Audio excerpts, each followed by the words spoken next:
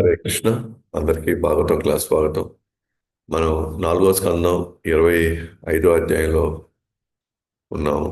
So కొంతవరకు నిన్న మనం చూసుకున్నాం 20వ అధ్యాయం.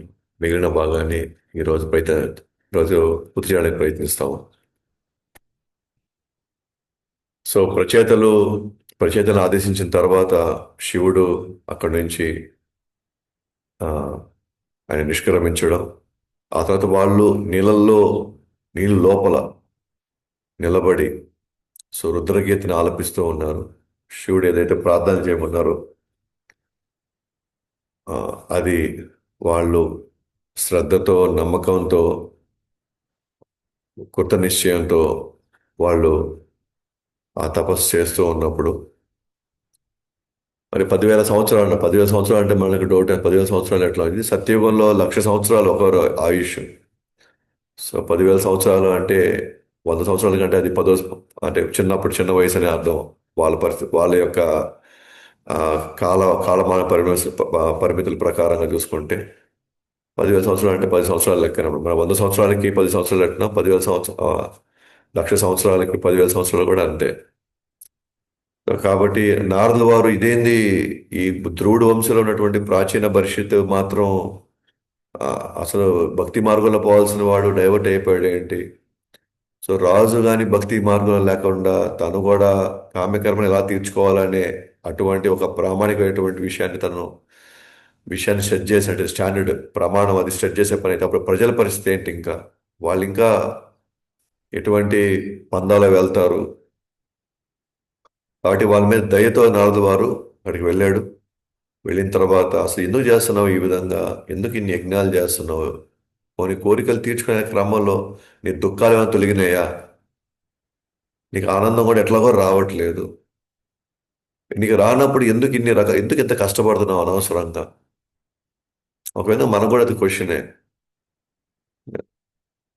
ఎందుకు అనవసరంగా ప్రయాసపడి మనకి ఆనందం రాకుండా వచ్చిన అదేదో కొంత ఒక పరిమితి చెందినటువంటి కాలంలోనే ఆనందం చేసుకున్నాం. మీదంతా మనకి ఏదో ఒక రూపంలో మనం దుఃఖాన్ని చూస్తున్నప్పుడు ఎందుకు ఇవన్నీ చేస్తున్నారు? ఎందుకు ఈ రకంగా దీంట్లో ఎటువంటి లాభం పొందకుండా ఆ, అసలు ఉద్దేశం ఏంటి అసలు?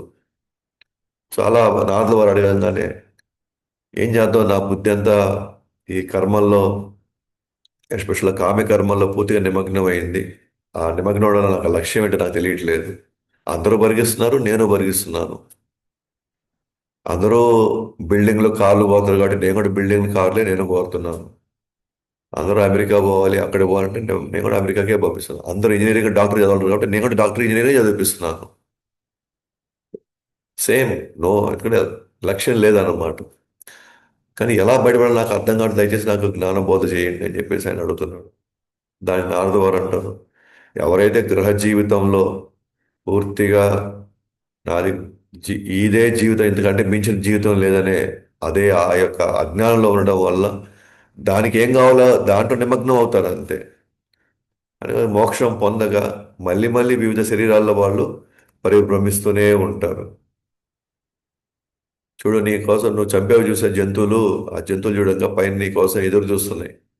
నువ్వు ఎంతమందిని ఇబ్బంది పెట్టావో, ఎన్ని రకాలుగా కష్టపెట్టావో, వాళ్ళందరూ కూడా నీ మీద మళ్ళీ కక్ష తీర్చుకోవడానికి వాళ్ళు సిద్ధంగా ఉన్నారు. సో కాబట్టి తనని మార్చడానికి, తనకి ఏదో ఒక విధంగా అర్థమయ్యేలా చెప్పడానికి డైరెక్ట్గా చెప్తే కొంతమంది తీసుకోరు.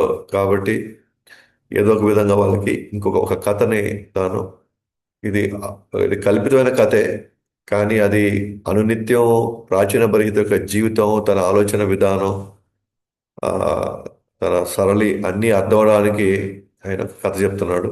ఒక పురంజనుడు అనే ఒక కథ ఉన్నాడు, ఒక గొప్ప కార్యక్రమాలు నిర్వహించేవాడు ఒక అతను ఉన్నాడు.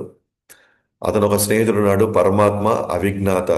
అయితే ఆ పరమాత్మ గురించి, అవిజ్ఞాత గురించి పురంజనుడికి ఇసువంత కూడా దానికి ఏం తెలియదు. అంటే తన ఏంటి, తన శక్తి ఏంటి అన్ని తెలియదు. అలా ప్రపంచంలో తిరుగుతూ ఒక మంచి అనుభవించడానికి, కోరికలు తీర్చుకోవడానికి ఒక అనువైనటువంటి ఒక ప్రదేశం వెతుకుతున్నాడు. బట్ అది ఆ, అనుకున్న సమయంలో దొరకలేదు. అలా తిరుగుతుండగా దక్షిణంగా, హిమాలయాలకు దక్షిణంగా ఒక నగరం కనిపించింది, 9 ద్వారాల నగరం. సో ఆ నగరం ఏం లేదు, 9 ద్వారాల నగరం అంటే మన శరీరాన్ని, శరీరం అనే నగరాన్ని చూశాడు అన్నమాట. అంటే పురంజనుడు వచ్చి జీవుడు అన్నమాట. జీవుడు ఎవరైతే కోరికలు తీర్చుకోలేనటువంటి జీవుడు, లేదా కోరికలు తీర్చుకునేటువంటి ఆత్మ, కోరికల కోసం ఒక నగరానికి వెళ్ళాలి. అంటే నా కోరికలు తీర్చుకోవడానికి ఒక శరీరంలోకి వెళ్ళాలి, నగరానికి వెళ్ళాలి, 9 ద్వారాల నగరానికి వెళ్ళాలి. ఇవన్నీ మనం నేను చెప్పుకున్నాం ఎవరెవరు ఏంటనేది. ఆ తర్వాత పురంజనుడు అలా నగరంలో అన్ని ప్రదేశాలు చూస్తున్నప్పుడు అక్కడ ఒక అందమైన స్త్రీ కూడా కనిపించింది. ఆ పురంజని, ఈ స్త్రీ అంటే ఎవరు అంటే, పురంజని అంటే బుద్ధి అన్నమాట. ఎటువంటి బుద్ధి అంటే కేవలం భౌతిక ప్రపంచం సంబంధించిన బుద్ధి మాత్రమే దాంట్లో ఉంది అంతే. అంటే అజ్ఞానంతో కూడుకున్న బుద్ధి అది. దానికి విశుద్ధ బుద్ధి కాదు అది. విశుద్ధమైన అంటే ఏది మంచి ఏది చెడు, ఏది అవసరం ఏది అంతిమ లక్ష్యం ఏంటి, తాత్కాలిక లక్ష్యాలు ఏంటి, ఇవన్నీ పూర్తి అవగాహన ఉండేది జ్ఞానంతో కూడుకున్న బుద్ధి. అయితే ఈమె అజ్ఞానంతో కూడుకున్నటువంటి బుద్ధి. కాబట్టి ఆత్మ ఎటువంటి బుద్ధితో ఉంది ఇప్పుడు? అజ్ఞానంతో కూడుకున్న బుద్ధితో ఉంది. పురంజనుడు, పురంజని.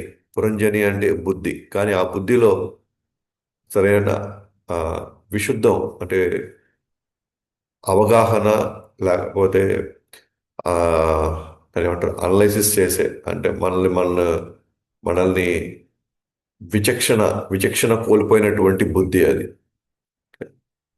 సో ఆ ఆత్మ అలాంటి బుద్ధితో కానీ ప్రయాణిస్తే, ఆ బుద్ధితో కానీ అనుభవించాలని ప్రయత్నిస్తే ఏం పరిణామాలు జరుగుతాయో మనం ముందు ముందు చూస్తాం. ఓకే.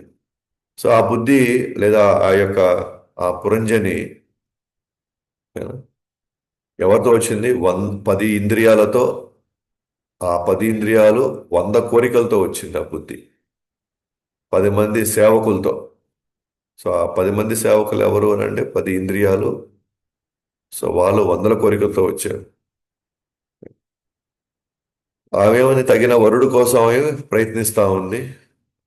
అయితే ఆమెతో పాటు ఎవరున్నారు? 5 పడగల సర్పం ఉంది. అంటే 5 ప్రాణవాయువులు అన్నమాట. సో శరీరంలో ప్రాణవాయువులు ఓ, ఉన్నప్పుడే దేహం కదులుతుంది. దేహం కదలాలంటే ప్రాణవాయువులు ఉండాలి. సో కాబట్టి ఆ ప్రాణవాయువుల్ని ఆ, ఒకటి. రెండోది, ఈమొచ్చేవారు చైతన్యం లేనటువంటి బుద్ధి. చైతన్యం లేనటువంటి బుద్ధి. ఆ బుద్ధి పనిచేయట్లేదు. తర్వాత ఆమె అందమైనటువంటి ముఖం. ఇంకా ఒక విధంగా చెప్పాలంటే ఇవన్నీ కూడా ఆ బుద్ధి ఆ, ఎటువంటి విచక్షణ లేకపోవడం వల్ల ఈరోజు ఆ బుద్ధి చెప్పినట్టుగా పురంజనుడు ఎలా ఆడబోతాడో మనం చూస్తాం. పురంజని చెప్పిన విధంగా జీవుడైనటువంటి పురంజనుడు ఎలా ఆడబోతాడో మనం ముందు ముందు చూస్తాం.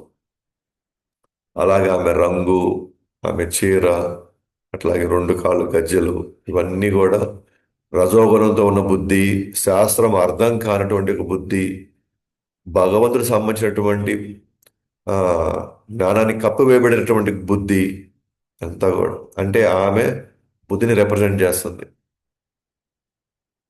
అలాగే ఆమె యొక్క ఆ, స్తనములు రాగద్వేషాలు, మోహానికి గురి చేసేటివి. రాగద్వేషాలు ఆ జీవుడిని, ఎస్పెషల్గా బుద్ధితో, ఆ బుద్ధికి రాగద్వేషాలు కానీ ఉన్నాయనుకోండి, ఇంకా రాగద్వేషాలు ఎలాంటి ఎమోషన్స్ ముందు వెనకాల ఆడిస్తాయో ఆ విధంగా జీవుడు ఎలా ఆడబోతున్నాడు. అయితే వాటిని ఆమె కప్పుకోవడం ఎలాంటిది అని అంటే, సాంప్రదాయ కలిగిన వాళ్ళు వాళ్ళ రాగద్వేషాన్ని బయటికి వ్యక్తం చేయకుండా వాళ్ళలోనే ఉంచుకోవడం అనేది. ఓ సాంప్రదాయబద్ధంగా ఉన్నవాళ్ళు, వాళ్ళు కొంచెం సంస్కారాలు ఉన్న వాళ్ళు ఏది పడితే అది ఊరినే వచ్చిందల్లా మాట్లాడారు వాళ్ళు. వచ్చిన కోపాన్నో లేకపోతే వచ్చిన ఆవేశాన్ని టక్కన వాళ్ళు ఎంతో కొంత దాన్ని దిగమింగుకొని మాట్లాడతారు. అది సంస్కారం. అనిపించినంత చేసేవాడు జంతువు.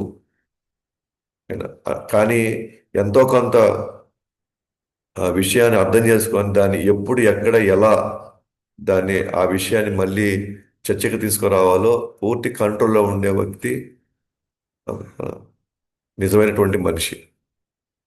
అంతేగాని అనిపించింది, నాకు తోచింది, నాకు ఆ, ఏది అనిపించి అప్పుడు నేను అది చేసేస్తానంటే అప్పుడు ఖచ్చితంగా మనం జంతువులతో సమానమే అన్నమాట. సో ఈ విధంగా ఉండగా, సో ఈరోజు క్లాస్లో ఆమె కనుబొమ్మలు చిరునవ్వు, కామ బాణాలు గుచ్చుకోవడం వలన పురంజనుడు ఆకర్షితుడైనాడు. ఆమెను పలకరించకుండా ఉండలేరు. సో ఆమె యొక్క బాహ్యమైనటువంటి రూపాన్ని చూసి ఇంకా ఇతను మాట్లాడలేకుండా పోయాడు. ఎందుకంటే లోపల బుద్ధి ఆల్రెడీ ఆ, అజ్ఞానంతో ఉంది కదా. శరీరాన్ని అనుభవించాలనే లేదా వస్తువులు అనుభవించాలనేటువంటి మోహం. ఎందుకంటే బుద్ధిలో విచక్షణ లేదు, విశుద్ధమైన బుద్ధి కాదు కాబట్టి అలాంటి వాటన్నిటికీ ఆకర్షితులైపోతాం మనం. పురంజనుడు అంటే ఎవరు లేరమ్మా, మనమే పురంజనులు. సో మన గురించే మాట్లాడుతున్నారు అనమాట. పురంజనుడి యొక్క జీవితం ఎలా అతలాకుతలం అవబోతుంది. ఇలాంటి ఒక బుద్ధి, ఏది బుద్ధి? ప్రాపంచిక బుద్ధి ఉంటే, అదే భగవద్గీత భాగవతంతో నిండినటువంటి బుద్ధి, అది ప్రవర్తించే తీరు వేరుగా ఉంటుంది. ఆ ప్రవర్తించేటువంటి విధానంలో ఎక్కడ మనం ఇంకేనా మళ్ళీ ఈ దుఃఖాలకు మనం లోను కాం. కానీ ఇప్పుడు పురంజనుడు తన దగ్గర ఉన్న బుద్ధితో, ఎటువంటి బుద్ధి అంటే, ఓకే, ఈ అమ్మాయి ఉండేది నన్ను నేను అనుభవించడానికే, ఈ వస్తువు ఉండేది నేను అనుభవించడానికే, ఇక్కడ ఉన్న వాళ్ళందరూ కూడా ఎవరు నా కోరిక తీర్చడానికి వీళ్ళందరూ పుట్టినది, వీళ్ళంతా నా కోరికని, నన్ను మొయ్యడానికి, నన్ను మెచ్చుకోవడానికి, నా గురించి పొగడడానికే వీళ్ళంతా ఉండేది. వీళ్ళంతా అంటే వీళ్ళు నా బానిసలు వీళ్ళంతా. నేను చెప్పింది మాత్రమే నువ్వు వినాలంతే. ఇట్లాంటి ఒక బుద్ధి ఏదైతే మనకుందో అది పురంజని. మనం పురంజనులో మనం. సో కాబట్టి జస్ట్ లోపల వాసులు వాళ్ళ యొక్క గుణాలు ఏంటో, వాళ్ళ ప్రవర్తన ఏంటి, వాళ్ళ యొక్క సంస్కారాలు ఏంటి చూసుకోకుండా కేవలం బయట బాహ్యంగా ఉన్న కనిపించినంత మనము దానికి ఆకర్షితులైతే ఏం జరగబోతుందో చూస్తాను ఇప్పుడు. ప్రతి మనిషి, ప్రతి వస్తువు, ప్రతిదీ కూడా వెనకాల ఉద్దేశాన్ని మనం అర్థం చేసుకోవాలి. ఇవాళ ఉన్న పరిస్థితుల్లో మన కష్టం, ఈరోజు మనం బాధలు పడడానికి కారణం తెలుసా? మనం కేవలం బాహ్యాన్ని చూసి జడ్జ్ చేసి పడేస్తాం ఎవరినైనా సరే. ఎవరినైనా బయటని, లేదా ఎవరో ఒకరు వాళ్ళ గురించి ఏం చెప్తే అలా జడ్జ్ చేసేస్తాం. వాళ్ళు మంచి చెప్పారా, చెడు చెప్పారా, అసలు మన విచక్షణ మనం కోల్పోయి ఉంటాం. మనం ఒక వ్యక్తి గురించి ఈ విధంగా మాట్లాడారు అనుకోండి, మనం కూడా అతన్ని ఆ కోణంలోనే చూస్తాం మనం. అది తన అభిప్రాయాన్ని మనలోకి ఎక్కించాడు అంతే. ఏమో మనతో అలా ప్రవర్తించకపోవచ్చు కదా అతను. అతను ఏం చేశాడో, ఇతను ఆ విధంగా ప్రవర్తించాడు. కానీ మనం చేసేది మనకి ఎప్పుడు గుర్తుండదు అనమాట. మనం ఏం మాట్లాడాము, మనం ఎన్ని రకాలుగా ఇది చేసాము, అది మనకి ఎప్పుడు గుర్తుండదు. మనం మాత్రం చాలా మంచి వాళ్ళం మనం. తప్పంతా ఎదుటి వాళ్ళదే. ఓకే. మనం ఎప్పుడు ఒకటి గుర్తుపెట్టుకోవాలి. మన మన మన మన మన తరఫు నుంచి మనం పెట్టుకున్న సంబంధంలో ఎవరైనా సరే మన వైపు తప్పు చూపించారు అని అంటే దాంట్లో ఖచ్చితంగా 1% మంది తప్పు ఉంది అక్కడ. అది మనం 100% గుర్తుపెట్టుకోవాలి. మన దగ్గర కనీసం 1% తప్పు ఉంటుంది. కనీసం 1% మనం ఇంటెన్షన్ మంచిది అవ్వచ్చు, లోపల మన ఉద్దేశం కరెక్ట్ అవ్వచ్చు, కానీ మనం చెప్పిన విధానం, మనం మాట్లాడిన విధానం, వాళ్ళతో మనం నడుచుకున్న తీరు, ఆ తర్వాత మనం ఏమంటాం తెలుసా వాళ్ళని? ఏం చేసేది, చిన్నప్పటి నుంచి నేను అటు అలవాటు అయిపోయాను, చిన్నప్పటి నుంచి నేను ఇలాగే, చిన్నప్పటి నుంచి నేను ఇంతే. ఇంతే అయితే మనం మార్చుకోవాలి ఇప్పుడు. ఊరికనే మనం వచ్చింది మార్చుకోవడానికే.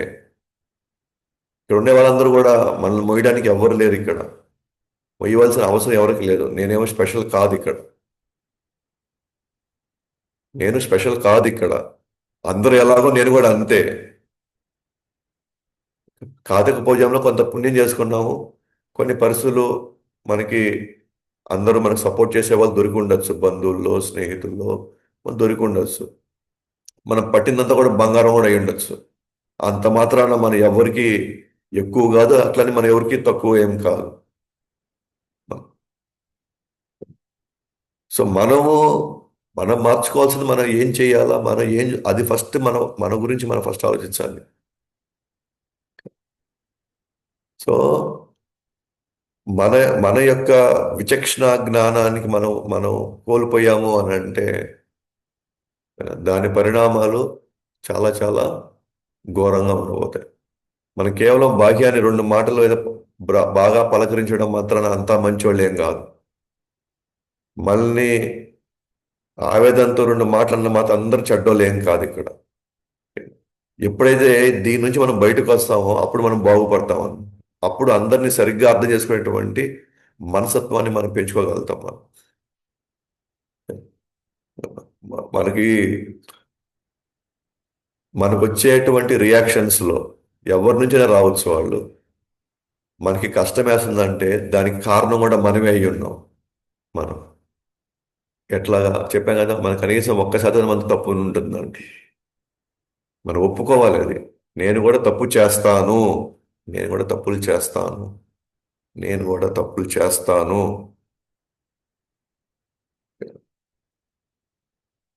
పది పది చిన్న తప్పులు ఒక పెద్ద తప్పు ఒకటి కాదు. ఒక పెద్ద తప్పు చేశాము, 10 చిన్న తప్పులు చేశాం. ఒకరు 10 చిన్న తప్పులు చేశారు, నేను ఒక పెద్ద తప్పు చేశాను నేను. ఈ రెండు ఒకటి కాదనమాట ఎప్పటికీ. 10 చిన్న తప్పులు దాన్ని మనం సవరించుకోవచ్చు, కానీ ఒక పెద్ద తప్పు చేశామంటే ఏమో ఒక జీవితకాలం సరిపోకపోవచ్చు. అప్పుడు అనుకోవచ్చు, వాళ్ళు ఇన్ని తప్పులు చేశారు, నేను చేసింది ఒక తప్పే కదా అనుకుంటాం మనం. కానీ ఆ ఒక పెద్ద తప్పు ఏనా? కానీ చాలా పెద్ద గాయం చేసింది. ఆడ 10 చిన్న తప్పులు అంటే మన ఆ విచక్షణ జ్ఞానం ఉండాలి.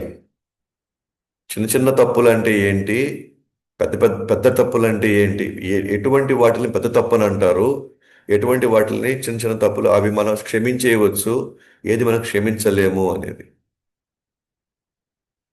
ఎందుకు ఆ మాట అంటే మన పిల్లలు పెద్ద పెద్ద తప్పులు చేసినా మనకి చిన్నవిగా అనిపిస్తున్నాయి. మనకు తెలిసిన వాళ్ళు పెద్ద పెద్ద తప్పులు చేసినా మనకి చిన్నవిగా అనిపిస్తున్నాయి. వేరే వాళ్ళు చిన్న చిన్న తప్పులు చేసినా మనకు పెద్దగా కనబడుతున్నాయి.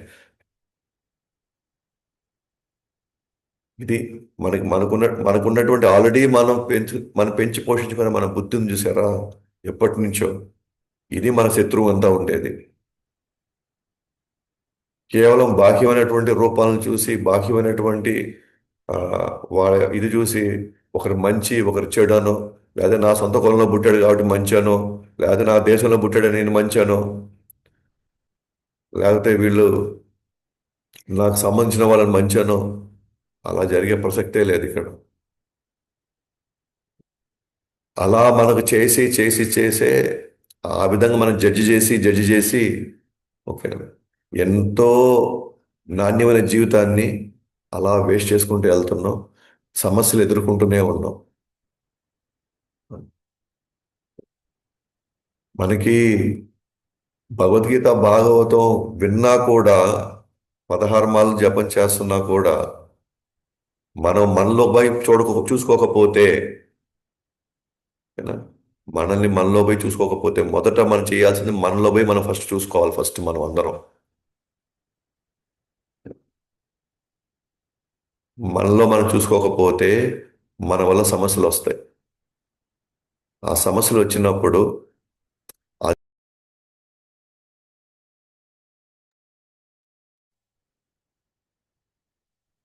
సో ఎప్పటికప్పుడు మనం చూసుకోకపోతే మనకు రాబోయేది పెద్ద పెద్ద సమస్యలు రాబోతున్నాయి భవిష్యత్తులో. జపము, భగవద్గీత, భాగవతం ఎదుటి వాళ్ళని అర్థం చేసుకోవడానికి ఉపయోగించాలి అవన్నీ. నేను నేను నేను ఇన్ని చేస్తున్నాను, నేను ఇన్ని చదువుతున్నాను, దాని మీద ఫోకస్ అవ్వకూడదు. మిగతా వాళ్ళు ఇంత చేయట్లేదు, మిగతా వాళ్ళు ఈ విధంగా చదవట్లేదు, మిగతా వాళ్ళు ఈ విధంగా నాలాగా సేవ చేయట్లేదు. మన గర్వానికి ఇవన్నీ దాని ఏమంటారు, పారామీటర్స్ కాకూడదు. నేను ఇన్ని చేస్తున్నా సరే నాకు వాళ్ళలాగా నాకు సేవ దృక్పథం లేదే. నేను ఇన్ని చేస్తున్నా కూడా వాళ్ళలాగా నాకు ఒక బాధ్యత నేను ఇంకా పెంచుకోలేదే. ఇన్ని చేస్తున్నా కూడా నేను ఇంకా ఇట్లాగే ఉన్నాను, ఎందుకు నేను ఇదే విధంగా ఇలాగే ఎందుకు నేను ప్రవర్తిస్తున్నాను. దాని మీద మనం ఫోకస్ చేయాలి. అంటే నేను ఎక్కడ తప్పు చేస్తాను, ఇంకా ఎందుకు నాకు, నేను ఇంకా అదే సమస్యలోనే నేను ఇంకా ఎందుకు నేను కొట్టుమిట్టాడుతున్నాను. సో ఎదుటి వాళ్ళ యొక్క బాహ్యమైనటువంటి పరిస్థితిని చూసో ఎవరైనా సరే ఇక్కడ మనం జడ్జ్ చేసేయకూడదు. మంచి వాళ్ళని చెడ్డ వాళ్ళు అనుకున్నా, చెడ్డ వాళ్ళని మంచి వాళ్ళు రెండు ప్రమాదమే. ఇక్కడ జీవులుగా అందరూ మంచి వాళ్ళే. ప్రాబ్లం అంతా వచ్చింది మన మనస్తత్వంతోనే. ఎందుకంటే మనం భగవుడి యొక్క అంశాలు, కానీ మనస్తత్వం మనం పెంచుకున్నాం. గత జన్మల్లో నుంచి మనం అనుభవించాలన్న కోరికతో ధర్మము, నీతి, న్యాయం అన్ని తప్పేసి అనేకమైనటువంటి కోరికల నడుమ ఒక ఒక విధమైనటువంటి ఒక స్వభావాన్ని మనం పెంచేసుకున్నాం. ఆ స్వభావాన్ని మనం క్లీన్ చేసుకోవాలి. ఆ స్వభావం క్లీన్ చేసుకోకపోతే ఇంకా మనం 16 మాలు అంతకంటే ఎక్కువ చేస్తున్నా, జప అదే, సేవలు చేస్తున్నా, భగవత భాగవతులు వింటున్నా, 1% కూడా మార్పు ఉండదు మనలో. 1% కూడా మన మార్పు అని మనం మారకపోతే మన చుట్టూ ఉన్న వాతావరణంలో ఎవరు మనకి సహకరించరు. అది కుటుంబ సభ్యులు సహకరించరు, బంధువులు సహకరించరు. అలాగే ఎంతో కొంత ఓపిక ఉండేది భక్తులే. కానీ ఆ భక్తుల మధ్య కూడా మనం ఉండలేకపోయాము అని అంటే ఇంక మనల్ని ఎవరు భరించే వాళ్ళు ఇక్కడ ఎవరు ఉండరు ఇంకా. ఇది మాత్రం మనం ఎప్పుడు గుర్తుపెట్టుకోవాలి. మనం భక్తిలో ఉంటున్నామంటే ఒకరి దయ మీద మనం ఉంటున్నాం అనే పాయింట్ మనం గుర్తుపెట్టుకోవాలి. ఒకరు మనల్ని భరిస్తున్నారు, సహిస్తున్నారు, మనకి అనేక అనేక అవకాశాలు ఇస్తున్నారు కాబట్టి మనం ఇక్కడ ఉంటున్నాం మనం. భగవంతుడు కూడా ఓర్పుతో ఉంటున్నాడు కాబట్టి మనం ఉండగలుగుతున్నాం. కానీ ఒక ఒక పరిధి దాటిన తర్వాత, కొంతకాలం అయిన తర్వాత మన ప్రవర్తనలో మార్పు లేకపోతే మన వల్లే అందరి మధ్యలో మనకి సమస్యలు వచ్చి మన ఎక్కడి నుంచి వెళ్ళిపోతాం మనం.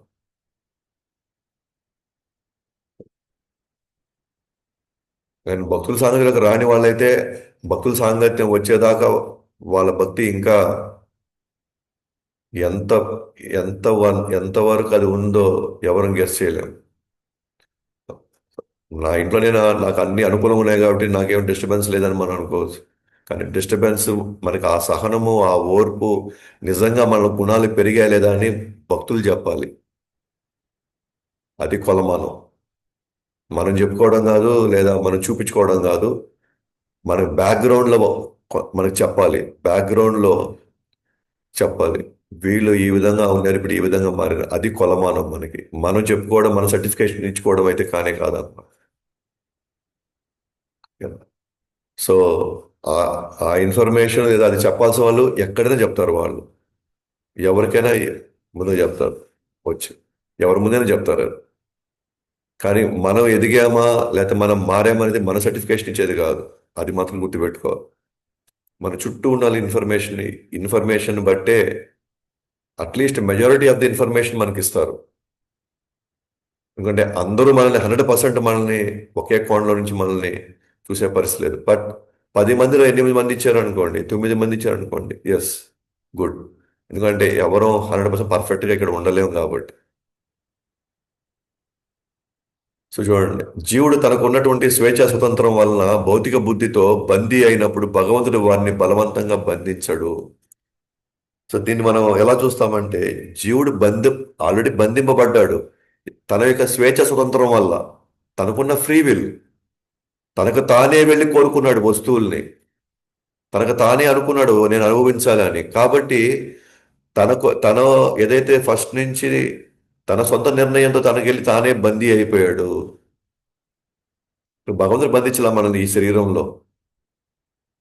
భగవంతుడు విడుదల చేయాలనుకుంటున్నాడు మనల్ని ఈ బందీలో, ఈ బందీ కాలం నుంచి భగవంతుడు విడుదల చేయాలనుకుంటున్నాడు. మనం మనం ఎంచుకున్నట్టు ఈ విశుద్ధ బుద్ధి సరిగ్గా లేదు కాబట్టే మనము తీసుకున్న నిర్ణయాలు మనవే అవి. మనం తీసుకున్న నిర్ణయాలకే మనం బందీలు అవుతున్నాం ఇక్కడ. మనం తీసుకున్న నిర్ణయాలకే మనకి గొడవలు వస్తున్నాయి. మన మనస్తత్వానికే మనకి వేరే వాళ్ళకి పడట్లేదు. అటువంటి వాతావరణంలో నాకు ఉండాలని, నాకు అక్కడ గడపాలని నాకు ఇష్టం ఉండదు.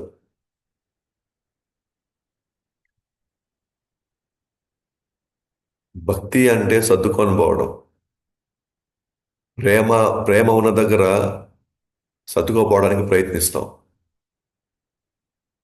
మన సర్దుకోపోయే గుణం లేదు అనుకోండి, అంటే మనకి అర్హత లేదని అర్థం అన్నమాట.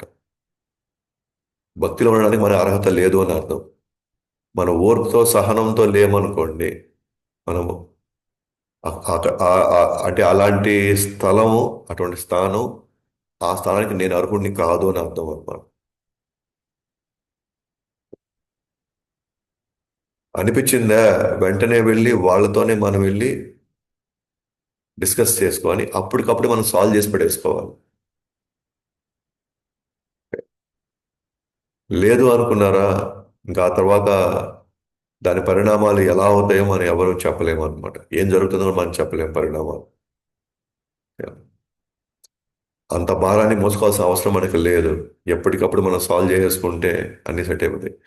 అయితే మనం సాల్వ్ చేసుకున్నాం కాబట్టి మనం బందీకానంలోనే ఉంటాం మనం. భక్తుల సాంగత్యంలో కూడా మనం అలాగే, మన మనస్తత్వాన్ని బట్టి మనం అలాగే ఉంటాం. అది బాహ్య ప్రపంచంలో ఇతరులతో కూడా మనం అలాగే ఉంటాం. నేను చెప్పే మీకు ఒక ఎగ్జాంపుల్ చెప్తుంటాను కదా. అది స్టీల్ గ్లాస్ అయినా, బంగారు గ్లాస్ అయినా, అది వెండి గ్లాస్ అయినా, అది పేపర్ ప్లాస్టిక్ గ్లాస్ అయినా, బాహ్యాలు మారినంత మాత్రాన మనకి ఏది మారదు. మన లోపల ఉన్న క్వాలిటీ మారితేనే మనం ఈ బందికాల నుంచి బయటకు వస్తాం. అలాగే జీవుడు తన తానుగా బంధించుకుంటున్నాడు. కానీ జీవుడు తలుచుకుంటే నాయకుడు అవ్వచ్చు, లేదా హీరో కావచ్చు అతను. అయితే రెండు రకాల హీరోలు ఉన్నారు ఇక్కడ. ఒకటి భౌతికంగా అతను నాయకుడు అవ్వచ్చు, హీరో అవ్వచ్చు. అలాగే ఆధ్యాత్మికంగా కూడా హీరో అవ్వచ్చు. భౌతికమైన హీరో ఎవరు అని అంటే, హీరో అయ్యేది, ఓకే, ఈ భౌతిక ప్రపంచం ఏదో సాధించేసి నాకంటే మించిన వాళ్ళు లేరు అని ఉంటాడు చూసారా, అతను భౌతికంగా ఒక హీరో.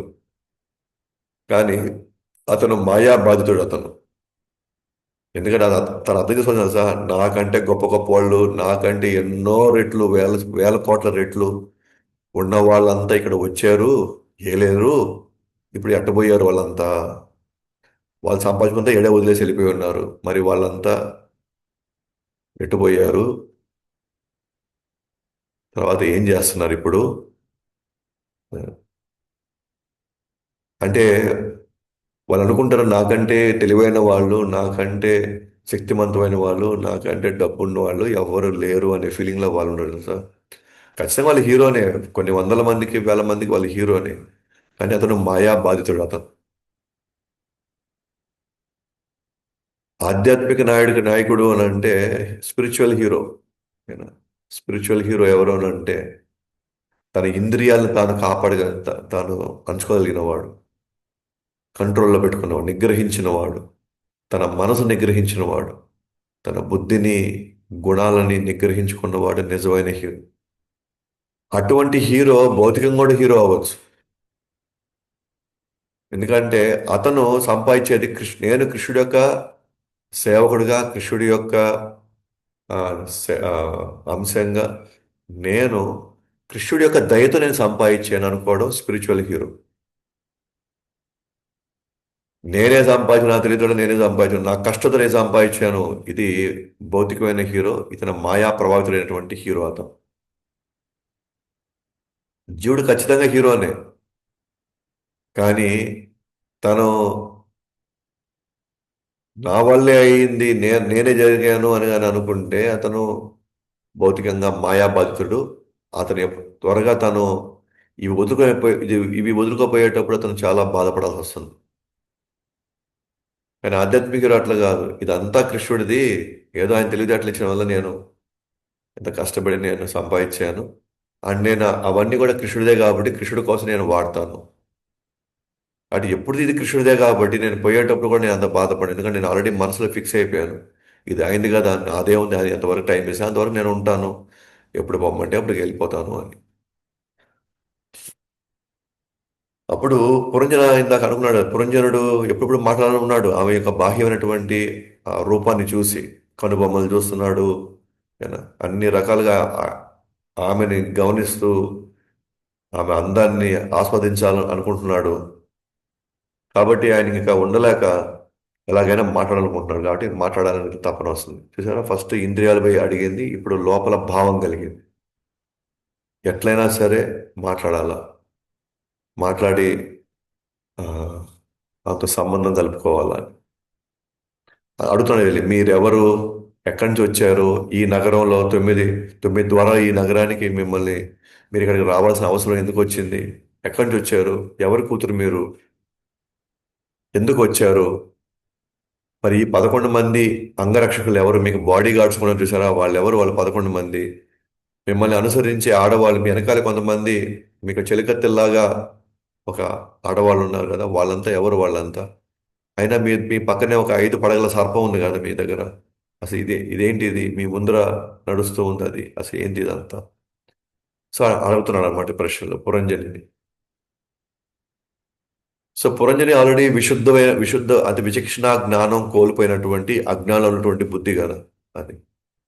సో ఏమన్నాడు, ఆయన అడుగుతున్నాడు ఇంకా, చూడ్డానికి మీరు భవానీ లాగున్నారు, సరస్వతి లాగున్నారు, లక్ష్మీనా మీరు, ఒంటరిగా ఈ వనంలో ఎలా ఉన్నారు, ఒక ఋషిలాగా ఉన్నారు ఈ వనంలో, భర్త కోసం వెతుకుతున్నారా, చూడ్డానికి లక్ష్మి వలె ఉన్నారు కానీ కమల పువ్వు కానరాలేదే, మీరు లక్ష్మి అనుకున్నారు కానీ లక్ష్మి అయితే ఖచ్చితంగా కమల పువ్వు ఉంటుంది కదా, అది అది లేదే మీ దగ్గర. ఓకేనా? అయినా ఆ ఆ పువ్వుని ఎక్కడైనా మీరు ఏమైనా పోగొట్టుకున్నారా, మీరేమైనా ఆ పువ్వుని ఏమైనా మీరేమైనా పోగొట్టుకున్నారా. సో ఆ పువ్వు ఏంటి అని అంటే విచక్షణ శక్తిని విచక్షణ శక్తిని కోల్పోయింది ఆ బుద్ధి. ఏదో పురంజని చేతిలో, ఆయన ఏమంటున్నాడు, లక్ష్మీ చేతిలో కమల పువ్వు. ఆచార్య మనకి ఏం చెప్తున్నారంటే, బుద్ధిలో విచక్షణ జ్ఞానం కోల్పోతే, ఇంకా లక్ష్మీదేవి ఎప్పుడు కమల పువ్వు ఉంటుంది, అది కోల్పోయిందంటే ఏంటి, విచక్షణ జ్ఞానాన్ని కోల్పోయింది. అంటే పురంజని అనే బుద్ధి ఏముంది, విచక్షణ జ్ఞానం ఏమాత్రం అవగాహన లేనటువంటి, మంచి చెడు కష్టం నష్టము వాళ్ళ లోపల బయట అన్నిటినీ అర్థం చేసుకునేటువంటి మనస్తత్వం, ఆ యొక్క గుణమే విచక్షణ, విశుద్ధమైన బుద్ధి అంటారు. ఆ బుద్ధి ఏదైనా పోగొట్టుకున్నారా, సరే ఆ విచక్షణ బుద్ధి ఉంది కానీ విచక్షణ జ్ఞానం ఏమైనా కోల్పోయారా. ఆమె కోల్పోయి ఉంది, ఎందుకంటే ఆమె లక్ష్మి కాదు, యాక్చువల్గా అసలైనటువంటి బుద్ధి కాదు, విచక్షణ జ్ఞానాన్ని కోల్పోయినటువంటి బుద్ధి పురంజని. ఇతరుల వల్లే మీ పాదాలు నేలకు తాకట్లేదే, నాకు మీరు తోడైతే ఈ నగర సౌందర్యం పెరుగుతుంది, లక్ష్మి విష్ణువుకు తోడవడం వలన వైకుంఠం అందం వచ్చింది. అంటే మీరు ఎవరో స్పెషల్గానే ఉన్నారు, ఎందుకంటే మీ పాదాలు కింద తాకట్లే నేలని. అంటే దేవతలు కానీ వీళ్ళందరూ కిందకు వస్తే వాళ్ళ పాదాలు నేలకు తాకవన్నమాట. భగవంతుడు వచ్చినా ఎవరు వచ్చినా సరే, అది వాళ్ళని స్పెషల్ అని మనకు చూపిస్తుంది. అంటే ఇతరుల పాదాలేమో కింద తాకుతున్నాయి, కానీ మీ పాదాలు తాకట్లేదు అంటే ఆయన చాలా చాలా గొప్పగా పొగుడుకుంటున్నాడు తన బుద్ధిని తాను, జీవుడు. ఎలా పురంజనుడిని మెచ్చుకుంటున్నాడో, మీరేదో స్పెషల్ అని, ఆ బుద్ధి మనం కూడా మన బుద్ధి అంటున్నాము, లేదు నేను చాలా తెలివైన వాడిని, నాకు అన్నీ తెలుసు ఇక్కడ, నా తెలివి ఉంది కాబట్టి ఈరోజు నేను ఈ స్థాయిలో ఈ పరిస్థితిలో నేను ఉన్నాను. ఓకేనా, నా తెలివితేటలు నేను ఎన్నో పరిష్కారాలు చేస్తున్నాను నేను ఇక్కడ, కాబట్టి నేను స్పెషల్ అని అనుకుంటాడు. కాబట్టి ఆ విచక్షణ జ్ఞానం లేనటువంటి బుద్ధిని ఏమంటున్నాడంటే, మీరు నాకు కానీ తోడైతే ఈ నగర సౌందర్యం పెరుగుతుంది, లక్ష్మి విష్ణువుకి తోడవడం వల్లనే వైకుంఠానికి అందం వచ్చింది అంటున్నాడు. ఆ, చూడండి, జీవుడు ఎటువంటి బుద్ధితో సాంగత్యం చేస్తున్నాడు, మనం ఎటువంటి బుద్ధితో సాంగత్యం చేస్తున్నామో అది మనం అవగాహన చేసి పెట్టుకోవాలి. నీ చూపులు మరియు సిగ్గుతో కూడిన నవ్వు నాలోని మన్మధుని అలజడి గురి చేస్తుంది, నా మీద దయ తెలుసు, దయచేసి నా మీద దయ తెలుసు, నాతో మాట్లాడు, నాతో నన్ను వచ్చి కలువు.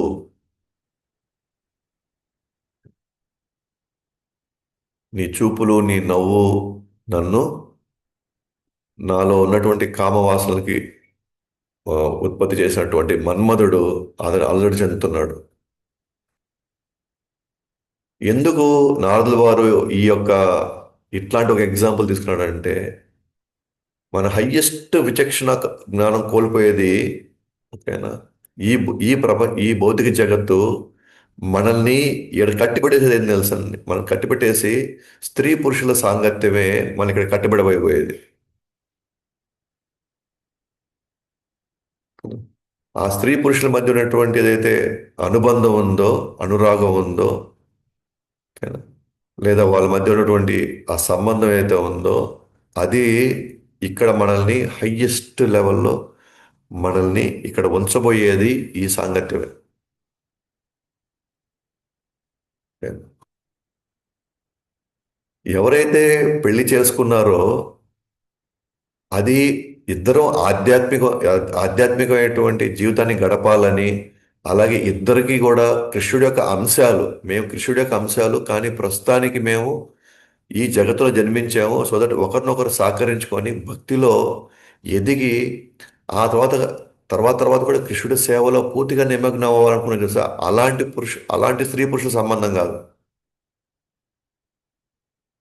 అసలు భగవంతుని మర్చిపోయేసి కేవలం ఒకరినొకరు, ఓకేనా, భౌతికంగా సుఖపడాలి అనేటువంటి ఆ యొక్క భావంతో ఉండేటువంటి ఆకర్షణ చూసారా? ఆ ఆకర్షణ మనల్ని కట్టిపడేస్తుంది. అందువల్ల పవిత్రమైన భావంతో చేసుకున్నటువంటి స్త్రీ పురుషుల సంబంధం, అది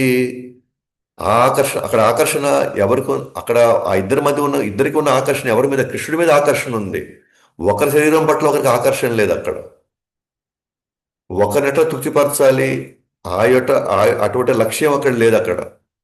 అక్కడ ఇద్దరికి ఆకర్షణ ఎలా ఉంది? భక్తుల మధ్యలో, భక్తులు కానీ పెళ్లి చేసుకుంటే, భక్తులు కానీ స్త్రీ పురుషులుగా ఉన్నవాళ్ళు, వాళ్ళిద్దరూ కూడా, మనం కృష్ణుడు మన యజమాని కదా, మనం కృష్ణుడి బిడ్డలం కదా, మన కృష్ణుడి కదా మనం జీవితాన్ని అంకితం చేయాలి, కృష్ణుడు చెప్పినట్టు కదా మనం జీవించాలన్నప్పుడు వాళ్ళ బుద్ధి సరిగ్గా ఉంది, విశుద్ధమైన బుద్ధితో ఉంది, విచక్షణ గల బుద్ధితో ఉంది. అలాంటి అది అక్కడ ఆకర్షణ ఎవరి మీద? వాళ్ళ శరీరం మీద వాళ్ళకి ఆకర్షణ లేదు. వాళ్ళు వాళ్ళు ఎలా ఒకరినొకరు ఎలా ఆ, దాన్ని ఏమన్నారు, ఎలా అనుభవించుకోవాలని అసలు అలాంటి అసలు ఒక్క శాతం కూడా ఆలోచన లేదు. ఇద్దరం కలుసుకొని ఎలా భగవంతుడికి సేవ చేయాలని అట్లాంటి, ఎందుకంటే భగవంతుడు ఎందుకు సేవ చేయాలి? ఇద్దరికి కారణం భగవంతుడు. ఈరోజు ఇద్దరు కలవడం కూడా భగవంతుడే కారణం. ఈరోజు ఏదో ఒక స్థాయిలో ఉండడానికి కూడా కారణం భగవంతుడు కాబట్టి కృతజ్ఞతాభావంతో భగవంతుడి వైపే చూడడం అనేది, భగవంతుడికే అంకితం జరగడం అనేది, అటువంటి స్త్రీ పురుషుల రిలేషన్షిప్ ఏం చేస్తుంది? మనకి మోక్షాన్ని ఇస్తుంది. అటువంటి భావం లేకుండా కేవలం శరీరాలను తృప్తిపరచుకోవడం కోసం, ఇంద్రియాలు తృప్తిపరచడం కోసం మాత్రమే ఉన్న సంబంధాలు, అలాంటి సంబంధాలు మనల్ని శాశ్వతంగా ఉంచిపెడతాయి మనల్ని. అలాంటి సంబంధాలు మళ్ళీ వేరే వేరే జంతువుల జీవితాల్లో మళ్ళీ మనం ప్రవేశించేలాగా చేస్తాయి. అలాంటి గృహస్థులు ఎవరైతే కృష్ణుడి సెంటర్లో పెట్టుకొని వాళ్ళ కుటుంబాన్ని, వ్యాపారాలని అన్ని చూసుకుంటున్నారో, ఒక విధంగా వాళ్ళు సన్యాసులే. ఒక విధంగా వాళ్ళు సన్యాసులే.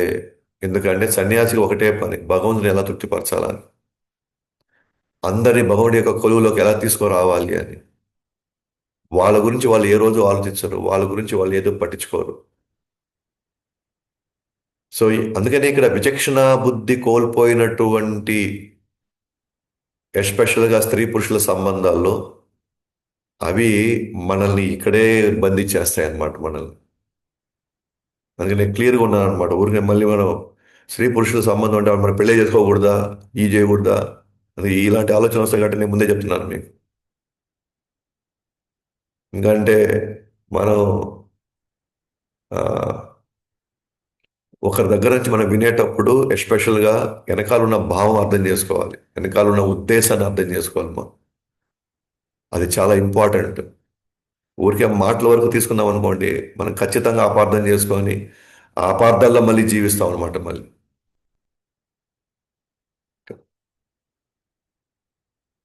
సో కాబట్టి ఆమె మధుర వాక్కులు, దయచేసి నీ అందమైన కనుబొమ్మలు, కళ్ళు, నీలి కురులు చూడండి, బాహ్య ఆకర్షణ ఉన్న ముఖార విందను చూపుము. నీ మధుర వాక్కులు వినిపిస్తున్నాయి కానీ సిగ్గుతో నీ ముఖం చూపించడం లేదు నాకు. సో నాలోని మన్మధుడు అతడికి గురి చేస్తా ఉంది. నీ చూపులు, నీ సిగ్గుతో కూడుకున్నటువంటి చూపులు, ఆ నవ్వులు.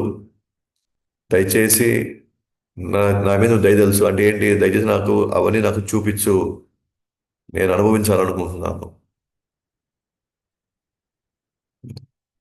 ఇది స్త్రీకి పురుషుడు ఎట్లానో పురుషుడికి స్త్రీ అంతే.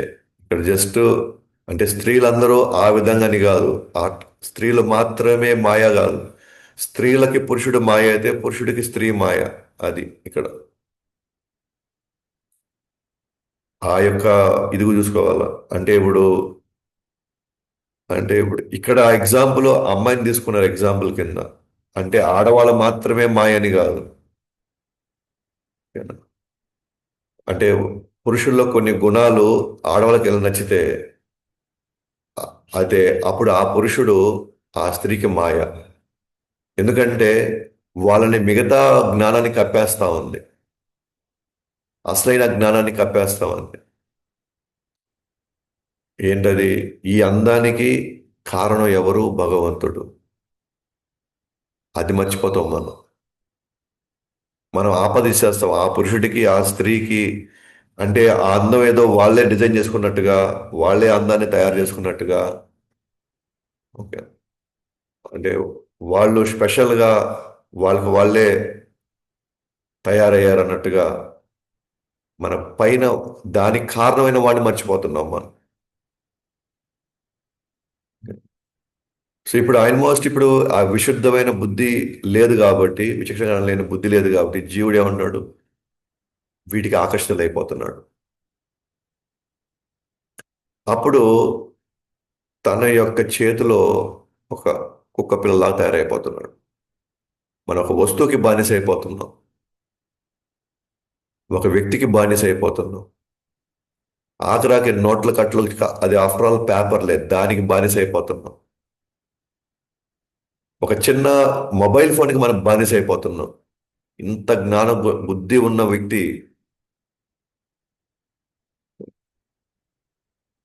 ఎట్లాంటి స్థితికి దిగజారుతున్నాడో మనం చూడొచ్చు ఇప్పుడు. ఎటువంటి స్థితికి దిగజారి ఎలాంటి మాటలు మాట్లాడుతున్నాడు.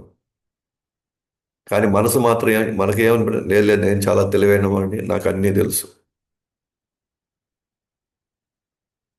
మనం నిజంగా మన బుద్ధి కరెక్ట్గానే పనిచేస్తే మనం చేసే ప్రతి పనిలో భగవంతుని గుర్తుపెట్టుకునే ఉంటాం. మనకు దొరికినటువంటి కుటుంబం, దానికి భగవంతుని కృతజ్ఞతలు చెప్తాం. మనం పొందినటువంటి లాభం అన్ని రకాలుగా మనం భగవంతుని గుర్తుపెట్టుకునే ఉంటాం. మనం భగవంతుని గుర్తుపెట్టుకోకుండా మనకు వచ్చిన ప్రతి ఆలోచన ఏది, నా వల్లే జరుగుతుంది ఇదంతా అనే వచ్చే ప్రతి ఆలోచన అర్థం చేసుకోవాల్సింది ఏంటంటే మన బుద్ధి విచక్షణను కోల్పోయింది అని అర్థం. సో ఈ విధంగా అతను వేడుకోవడం వలన ఆమె కూడా పురంజనుడికి ఆకర్షితులయ్యింది. అతను వేడుకున్నాడు కదా, దయచేసి చూపించు, నువ్వెవరో నాకు తెలియపోము. నువ్వు ఎంతసేపు నీ మాటలు వినిపిస్తున్నాయి కానీ అసలు నీ అందం నేను చూడలేకపోతున్నాను. అసలు నీలాగా ఎవరు, అసలు నువ్వు లక్ష్మివి కదా నువ్వు అని ఆయన పొగుడుతూ, అడుక్కుంటూ ఏదైతే అతను చేస్తున్నాడో అది చూసి, మనల్ని పొగిడాడు కదా మనల్ని, ఇలా నన్ను ఎప్పుడు ఎవరు పొగడలేదు.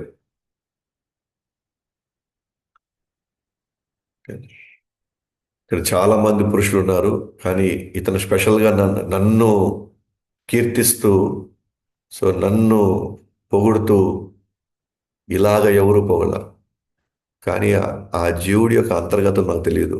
కేవలం బాహ్య మాటలకు మనం ఆకర్షితులైపోయాం. ఏ ఉద్దేశంతో మాట్లాడే కూడా మనకు తెలియదు. అందుకే అంటున్నమాట, మనతో ఉండి బాగా మాట్లాడేదంతా మంచోళ్ళేం కాదు, మనల్ని బాగుపరచాలని మనల్ని కఠినంగా మాట్లాడడం అంతా చెడ్డవాళ్ళు కాదు. మన ఉద్దేశం, వారి వెనకాల ఉన్నట్టు ఆ వ్యక్తిత్వం మనం తెలుసుకోలేకపోతే మనం ఇంకా అజ్ఞానంలో ఉన్నట్టే. అజ్ఞానంలో ఉన్న వాళ్ళకి మళ్ళీ మళ్ళీ కష్టాలు, మళ్ళీ మళ్ళీ సమస్యలు తప్పదు. నేను 16 మాలలు చేస్తాను, నాకెందుకు కష్టం వస్తుంది? బుద్ధి సరిగ్గా ఉంటే కదా, మనస్తత్వం సరిగ్గా ఉంటే కదా, స్వభావం సరిగ్గా ఉంటే కదా. నేను రోజు దేవుడికి నైవేద్యం పెడుతూనే తింటున్నానండి. అలా అప్పుడు మనుషుల మధ్య వచ్చినటువంటి ఆ, వచ్చిన మాటలు లేకపోతే వచ్చినటువంటి సందర్భాలు, మరి అక్కడ మనం ఏం చేసాం, మనం ఎలా మాట్లాడాం, ఏ పద్ధతిలో మనం వ్యవహరించాం, అది మోస్ట్ ఇంపార్టెంట్ అన్నమాట. అక్కడంతా మనం గందరగోళం చేసేసుకొని అక్కడంతా మనం సరిగ్గా వ్యవహరించకపోతే మనం ఎన్ని చేసినా వాటి వల్ల వచ్చే సమస్యలు మనల్ని ప్రశాంతంగా మళ్ళీ జపం చేయనివి, ఇంకా ప్రశాంతంగా మన భక్తి చేయనివ్వు. సరైనటువంటి సంబంధాలని మళ్ళీ మనం పెట్టుకోనికపోతే ఖచ్చితంగా మనం ఆ వాతావరణంలో మనం ఉండలేము మనం. అందుకనే మనం మెయిన్ ఫోకస్ చేయాల్సింది వేరే వాళ్ళ మీద కదా, మెయిన్ ఫోకస్ చేయాల్సింది మనలో ఏం జరుగుతుందో అది ఫోకస్ చేయాలి మనం. మనకి ఇతరుల్ని తప్పుపట్టే ముందర మనలో ఏం తప్పులు జరుగుతున్నాయో ఈ విచక్షణ బుద్ధి మనలో ఉందా లేదా అని, అది మనకి మనకంటే అనుభవంలో ఉన్న వాళ్ళతో మనం డిస్కస్ చేస్తే కానీ మనకు అర్థం కాదు.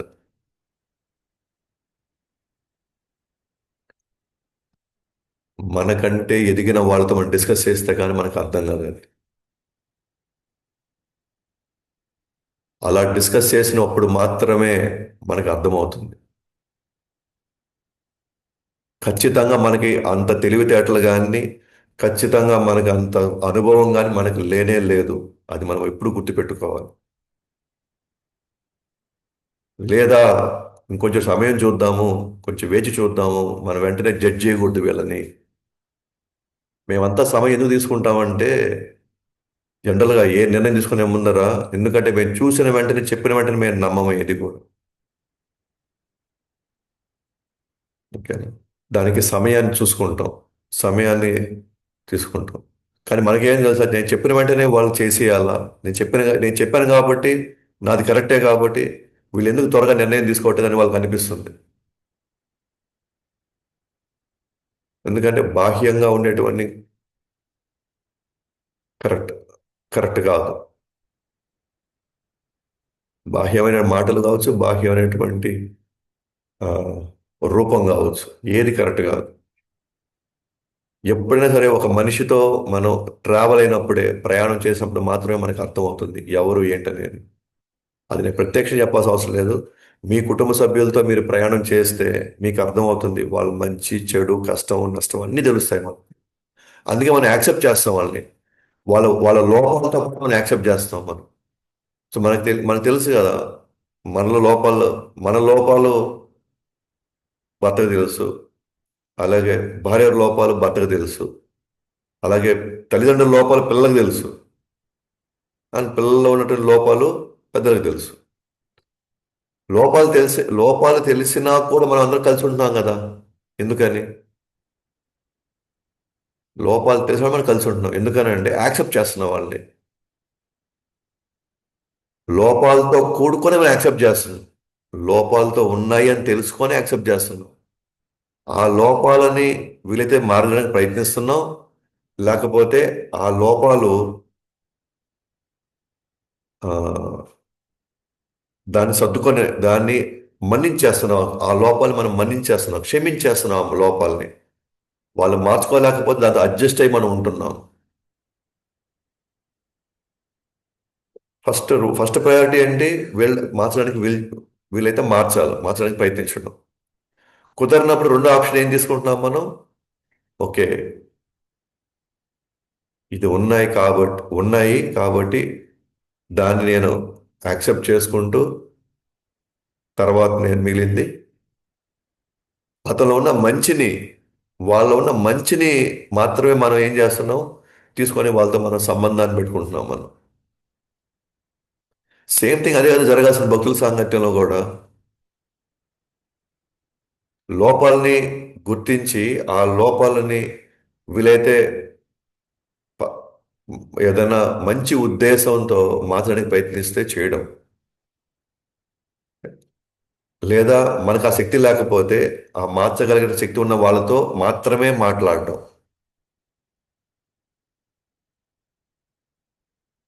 లేదా ఈ లోపాలను అలాగే ఉంచుకొని మనం యాక్సెప్ట్ చేసేసుకోవడం. ఎందుకంటే మారడానికి ఎవరికైనా టైం పడుతుంది. కొందరికి గతంలో వాళ్ళు పెంచుకున్నటువంటి ఎన్నో జన్మల నుంచి పెంచుకున్నారో తెలియదు. మనం ఊహించినప్పుడు టక్కున వాళ్ళు మంచోళ్ళు కాదు. ఎలాగైతే మనం కూడా కాలేమో, మనం కూడా సర్దుకోలేమో, చెప్పిన వెంటనే మనం కూడా అన్ని పనులు మనం చేయం కదా మనం. అలాగే వాళ్ళు కూడా చేయలేరు. మనం చెప్తే మాత్రం వాళ్ళు అయిపోవాలి, కానీ వేరే వాళ్ళు చెప్తే మన అవ్వట్లేదనే పాయింట్ మనకు అర్థం కావట్లేదు మనకి. మనకు మాత్రం అంటున్నాను, చిన్నప్పటి నుంచి ఏం చేద్దాం ప్రభు, అలా లైట్ అలా అయిపోయింది, ఏం చేద్దాం, కొంత సమయం కావాలి కదా ప్రభు అంటే మనకు మాత్రం సమయం కావాలి. వేరే వాళ్ళకి మాత్రం టక్కని చేసేయాలి వాళ్ళు మాత్రం. అది ఎలా కుదురుతుంది? ఎంతవరకు న్యాయం ఇది? కొన్ని గుణాల్లో మనం వాళ్ళకంటే గొప్పవాళ్ళమే.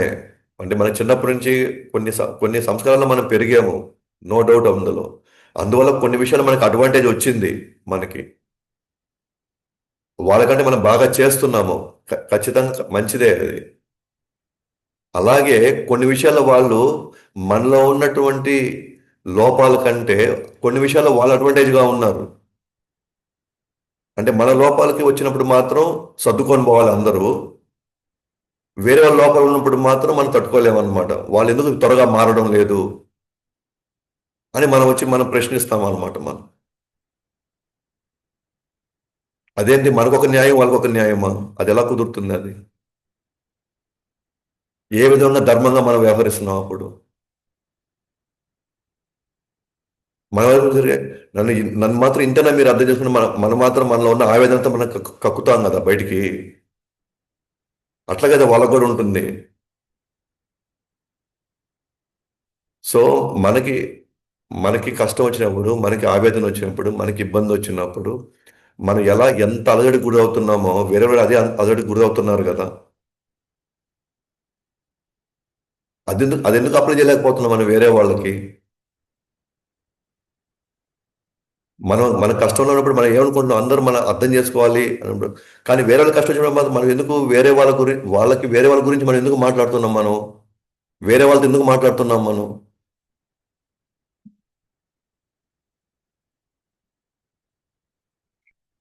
సో అప్పుడు కాలం సమాధానం చెప్తుంది.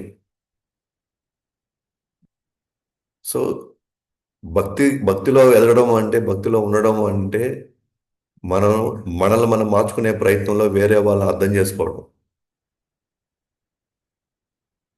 వేరే వాళ్ళని మార్చాలి లేదా వేరే వాళ్ళు కూడా మారాలి అనే సదుద్దేశంతో మనం చేసేటువంటి ఒక ప్రయత్నం అది. అంతేగాని లోపాలు ఎత్తి చూపడం కాదు. లోపాలు ఎత్తి చూపడంలో మనం ప్రారంభించామంటే మొదట మొదట ఫస్ట్ పర్సన్ మనమే ఉంటాం అక్కడ. ఎన్ని లోపాలు ఉంటాయి మనం తెలుసుకుంటే బయట తీస్తే తెలుస్తుంది అనమాట. కానీ కృష్ణ చైతన్యం ఒక గొప్పతనం ఏం తెలుసా అండి? కృష్ణ చైతన్యం ఒక గొప్పతనం ఏం తెలుసా? లోపాలని పక్కన పెట్టండి, మనలో ఉన్న మంచి దాన్ని ఎక్కువ, దాన్ని 10 మందికి పంచడానికి ప్రయత్నించండి. నేను హ్యాపీగా ఉన్నానంటే కృష్ణ చైతన్యంలో, నేను అంటే ఇన్ని అంటే ఎన్నెన్నో అలలు వస్తూ ఉంటాయి ఇక్కడ, తెలుసా? ఎందుకు హ్యాపీగా ఉంటామంటే ప్రభుపాల్ వారు చెప్పినటువంటి ఈ గొప్ప విషయాన్ని లోపల అవి పక్కన పెట్టే అబ్బాయి వాళ్ళు కాదు. వాళ్ళ ఉన్న మంచి గుణాలని దాని కృష్ణుడి సేవలకు వాడండి. వాళ్ళ ఉన్న మంచి స్వభావాలని కృష్ణుడి సేవలోకి మనం వాళ్ళని నిమగ్నం చేయగలిగితే కాలక్రమంలో ఆ లోపాలన్నీ కూడా మంచివైపోతాయి తర్వాత.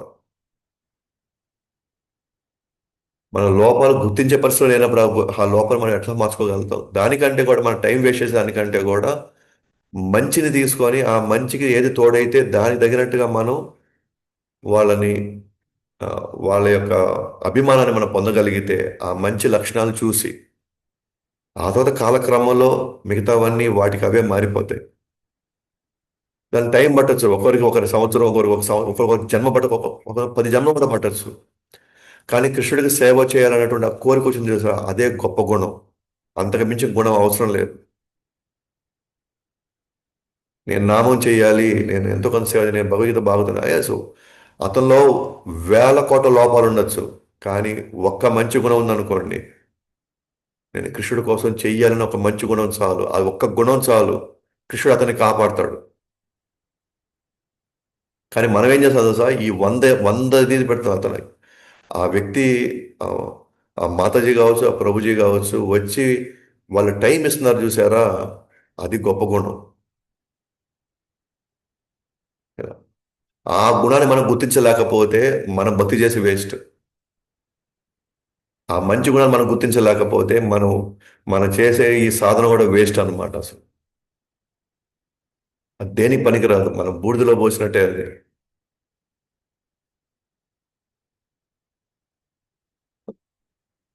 లాస్ట్ ఈ యొక్క ఒక చిన్న ప్రభుపాద గారు చెప్పిన ఆ, చిన్న కథ చెప్పి నేను ఈరోజు క్లాస్ ముగిస్తాను. సో ఒకసారి ఒక ఒక ఒక ఒక వీధిలో ఒక రెండు ఎదురిళ్ళు ఉన్నాయన్నమాట. ఒక ఇంట్లోనేమో బ్రాహ్మణుడు ఉన్నాడు, ఎదురింట్లోనేమో ఒక వేశ్య ఉంది. సో వీళ్ళిద్దరూ ఎదురిల్లో ఉన్నారు, ఎవరి పనులు చేసుకుంటున్నారు. ఆ, వేశ్య బ్రాహ్మణుని చూస్తూ ఉంది, బ్రాహ్మణుడు చేసే పనులన్నీ చూస్తూ ఉంది. అలాగే బ్రాహ్మణుడు ఆ వేశ్య చేసే పనులన్నీ చూస్తున్నాడు. ఓకేనా, ఇద్దరు చూసుకుంటున్నారు, ఎవరి పనులు వాళ్ళు ఉన్నారు. ఓకేనా, జస్ట్ చూసుకో, ఎదురింట్లో అయితే జస్ట్ చూస్తారు కదా వచ్చేవాళ్ళు పోయే వాళ్ళని, వాళ్ళు చేసే పనుల్ని. ఎంతో మనకు 100% కనబడకపోయినా బాహ్యంగా కొన్ని విషయాలు మనకు కనబడినప్పుడు మన మనసులో కొన్ని భావాలు ఏర్పాటు చేసుకుంటాం వాళ్ళ గురించి. ఇద్దరికి మరణం వచ్చింది. మరణం వచ్చిన తర్వాత, కాలక్రమాల మరణం వచ్చిన తర్వాత వేశ్య స్వర్గానికి వెళ్ళింది, బ్రాహ్మణ నరకానికి వెళ్ళాడు.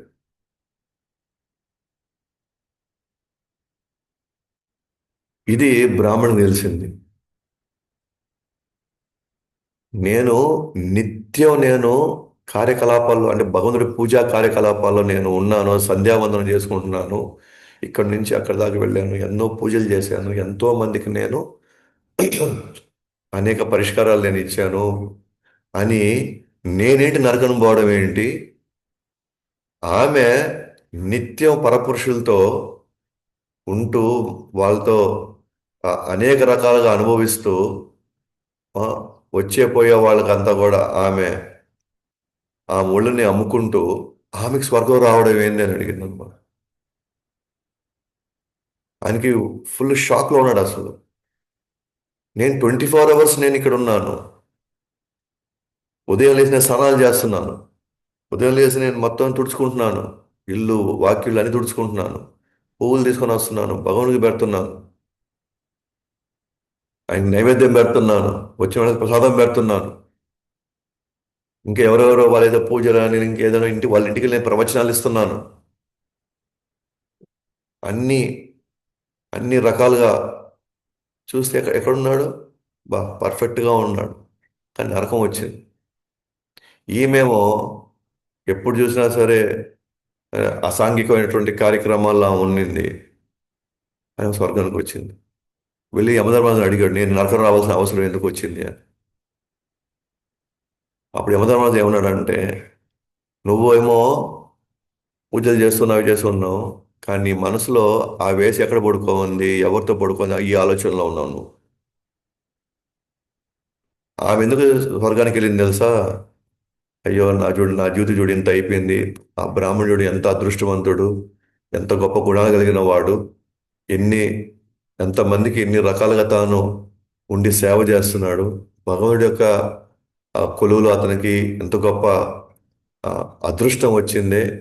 భగవంతుడా, నాకేంటి, నేనేంటి, నా పరిస్థితి ఇలా అయిపోయింది, నేను తప్పులు చేశాను, తప్పులు చేస్తూనే ఉన్నాను, కానీ ఎలాగైనా సరే ఒకవేళ ఒకవేళ అవకాశం ఉండి నాకు ఏదైనా కొద్దిగా ఎక్కడో కొద్ది సుకృతి కానీ ఉంటే, నాకు అవకాశం, నాకు అట్లాంటి జన్మ ఇవ్వనని చెప్పేసి ఈమె చెప్పేటువంటి ఈమె ఆలోచించిందంతా కూడా బ్రాహ్మణుడు ఉన్న గుణాలు తీసుకునేది. అతను ఆమె బాహ్యమైనటువంటి కార్యాలను మాత్రం ఇతను చూసుకున్నాడు. సో బాహ్యంగా మనం జపాలు చేస్తున్నాం, బాహ్యంగా మనం వచ్చేసి ఇంకా ఎన్నో క్లాసులు వింటున్నాము, భగవద్గీత వింటున్నాము, భాగవతం వింటున్నాము, ఏనా? ఇవన్నీ చేస్తున్నాము. బట్ లోపల ఏముంది? ఎవరి పట్ల ఎటువంటి భావాలు ఉన్నాయి, ఎవరి పట్ల ఎటువంటి ఆలోచనలు ఉన్నాయి? ఎందుకంటే మనకు కూడా విశుద్ధ బుద్ధి కోల్పోతాం కాబట్టి, కోల్పోయేటువంటి పరిస్థితి మనకు ఉంది కాబట్టే, ఓకేనా, నాకంటే గొప్ప భక్తులు లేరు, నాలాగా ఎవరు ఈ సేవ చేయరు, నేను ఏ టైం అంటే ఆ టైం వచ్చి నేను సేవ చేస్తున్నాను, వీళ్ళు చూడు సరిగ్గా సరిగ్గా మంగళారతికి కూడా రావట్లేదు.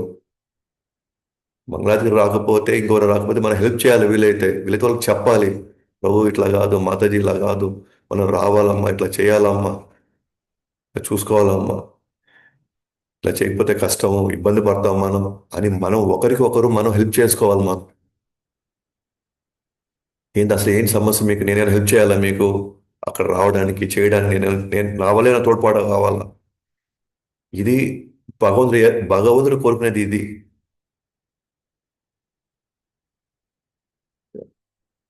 అంతేగాని మేము వస్తున్నాం వాళ్ళు రాలేకపోతున్నారు చూడండి, మేము చేయగలుగుతున్నాం వాళ్ళు చూడు చేయలేకపోతున్నారు, అయినా వాళ్ళకి ఏం పనులు ఉన్నాయి రాకుండా ఉండడానికి, అలాగే మాకు ఇన్ని మాట్లాడడానికి మాకు అవకాశం ఉంది వాళ్ళకి ఎందుకు లేదు? ఏనా? అదే ఆడ బాతకాన్ని కొడుతుంటారు వీళ్ళంతా అంతే. అంత శ్రద్ధ లేదు వీళ్ళకి. నాకుంది శ్రద్ధ కానీ వీళ్ళకి లేదు శ్రద్ధ. ఏనా? మన లోపల ఉన్నటువంటి మారాలి అని అంటే వేరే వాళ్ళు హెల్ప్ చేయాలి. మనం వేరే వాళ్ళని అర్థం చేసుకొని వాళ్ళకి ఏం చేయగలగాలో మనం చేయడానికి మనం ప్రయత్నించాలి. అప్పుడు ఒక మాల కోటి మాలలతో సమానం. ఇప్పుడు ఒక మన చిన్న సేవను చేశారా, అది భగవంతుడి హృదయానికి ఆనందాన్ని ఇచ్చేటువంటి సేవ అది. వేరే వాళ్ళని కూడా మనలో ఉన్నటువంటి మంచి వాటికి అలాగే వాళ్ళు చేయగలిగిన కొన్ని ఉన్నాయి చూసారా, మనం చేయలేకపోతున్నాం. అయినా అవి ఎలా చేయగలుగుతున్నారు అది తెలుసుకొని మనం ముందుకెళ్ళాలి. అయినా మన లోపాలు ఎంచుకొని మనం కూర్చోవాలి అనుకుంటే ఇక్కడే ఉంటాం మనం. ఇవన్నీ వర్కౌట్ కాదు. ఇవన్నీ చేసేది ఎందుకనంటే మన లోపాలు మనం తెలుసుకోవడానికి కాదు. మన జపం కూడా ప్రాపర్ కాన్షియస్లో చేయము, వినడం కూడా ప్రాపర్ కాన్షియస్లో విన్నాం కాబట్టి మనం అంత లోతుకు పోం. ఎందుకంటే కృష్ణ కథ విన్నాం అనుకోండి, ఇది వాళ్ళ గురించి చెప్తున్నాడు ప్రభు, వాళ్ళ గురించే ఇదంతా. అట్లాగే మన గురించి కూడా వాళ్ళు అనుకుంటున్నారు, ఇవన్నీ మనం ఎవరి గురించి చెప్తున్నారు. నేను ఎవరిని ఉద్దేశించో లేదా ఎవరిని కావాలని కాదు. భాగవతంలో మనం ఎంత లోతు దాకా వెళ్ళాలో అంత లోతు దాకా నాకున్నటువంటి శక్తి సామర్థ్యం నాకు భగవంతుడు, గురువు, అలాగే మనకున్నటువంటి పరిస్థితులు, భగవంతుడు ఎంతవరకు ఇస్తే అంతవరకు మాట్లాడుతున్నాం. ఒకరిని ఉద్దేశించో లేదా ఒకరిని తక్కువ చేయాలని ఒకరిని ఎక్కువ చేయాలనో కాదు. మనం ఈ స్థితిలో నుంచి మనం బయటికి రాకపోతే, ఇలాంటి భావం నుంచి మనం బయటికి రాకపోతే, ఓకే, చివరిదాకా భక్తిలో ఉండడం అనేది అసాధ్యం. అసాధ్యం అది. ఇంపాసిబుల్.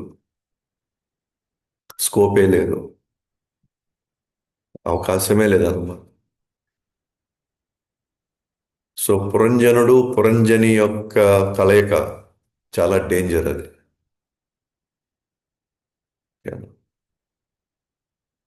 ఎంతో క్షోభకి, ఆవేదనకి, ఆందోళనకు గురి కాబోతాడు పురంజనుడు. సో ఎగ్జాక్ట్ గా నారదుల వారు ప్రాచీన పరిషత్తుకి చెప్పబోయే విషయాలన్నీ కూడా మన యొక్క వ్యక్తిగత అంతర్గత జీవితం గురించి మాట్లాడబోతున్నారు.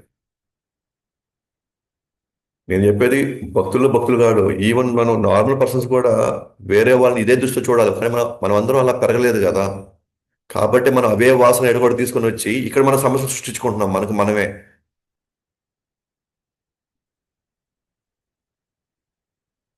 మనం ఆ ప్రపంచం నుంచి ఆ ప్రపంచంలో ఈ ఈ ఈ ఈ ఆలోచనలు ఉన్నాయి మనకి.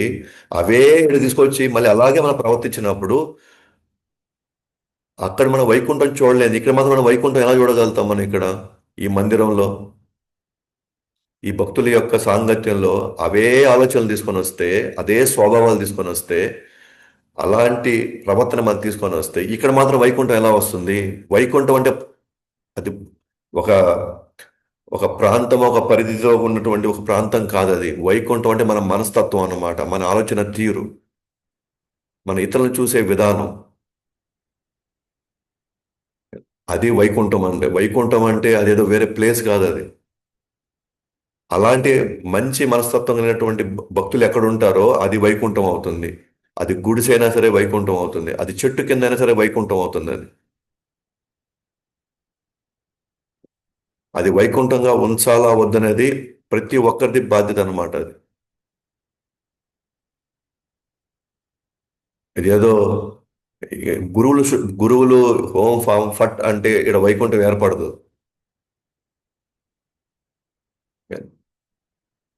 అది ఎవరైతే భక్తిలో కొనసాగాలనుకుంటున్నారో వాళ్ళు ఎంత మారాలనుకుంటున్నారో, కృష్ణుడు చెప్పినట్టుగా వాళ్ళు చేయాలనుకుంటున్నారో అప్పుడు వైకుంఠ వాతావరణం ఏర్పడుతుంది. గుడి నేను పాలరాయితో కూడా మనం కట్టుకోవచ్చు. పాలరాలతో కట్టుకోవచ్చు. ఆ, దాంట్లో చూడడానికి కళ్ళకి ఓకేనా గగురు పురిచేలాగా ఏర్పాటు చేయొచ్చు. కానీ అంతిమంగా మనం డీల్ చేసింది మన మనసుతోనే.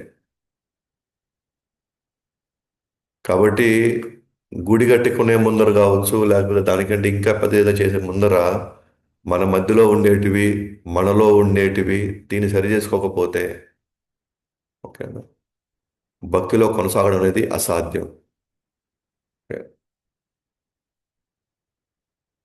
మనం ప్రతి ఒక్కరిని ఆలోచించాల్సిన విషయం. ఇక్కడ కూడా వాళ్ళకి చెప్తున్నారు మనకు కాదనుకోబాకండి. ప్రతి ఒక్కరూ మార్చుకోవాల్సింది, చేయాల్సింది, చూసుకోవాల్సింది 99% ఉంది. 100% ఎందుకు చెప్పలేదంటే ఆ 1% మంచి ఉంది కాబట్టి కృష్ణ భక్తి చేయడానికి వచ్చాం మనం. 99% ఉంది. ఈ 99%ని ఎలా తగ్గించుకోవాలో మనం అందరం కూడా మనం ఆలోచించాల్సిన విషయం. అది మనం ఆ, గుర్తుపెట్టుకొని దాని తగినట్టుగా మనం వ్యవహరించుకుంటే మాత్రం 100% వాళ్ళకి వాళ్ళు భూమి మీద ఉన్నా సరే, వాళ్ళు నరకంలో ఉన్నా సరే, వాళ్ళు వైకుంఠంలోనే ఉంటారు వాళ్ళు. సో వైకుంఠం అనేది ఒక భావన, ఆలోచన.